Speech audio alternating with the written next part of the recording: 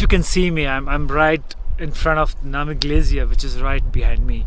So we have been walking here from the last couple of days to get to the point where probably in the next 12 to 15 hours we should be able to get to the top of this mountain. That's the Namik Glacier, where we had come to kind of trek this part of the year. It is pretty cold, as you can see that it was almost in 3-4 degrees in the morning, and just now it's a little better. So once the weather clears up, what you're planning to do is get to the base camp again of Namik and then try to get to the top. So that's the Chofu Top, it's called, and that's a plan for today.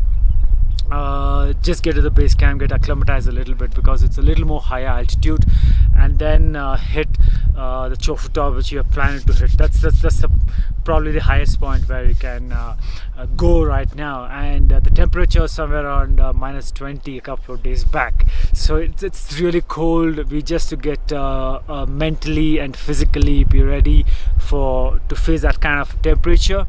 And yes, it's been slowly getting acclimatized. Now, why it's important to be acclimatized is because you can't just go from ground zero to kind of certain altitude physically when you're trekking, and that's exactly what happens when you as a person or anybody try to get to the top. It just doesn't happen. You're not used to it, and what happens there is that you had to be acclimatized. So you had to gradually kind of keep going up so that consistently your momentum is followed, and then you get to the top. So that's exactly what happens here. We don't get from zero to about, say, 15,000 or 18,000 feet in one stretch. What happens is we gradually kind of go from 0 to 5,000, 5,000 to 10,000, 10,000 to 12,000. This is the biggest learning in the treks.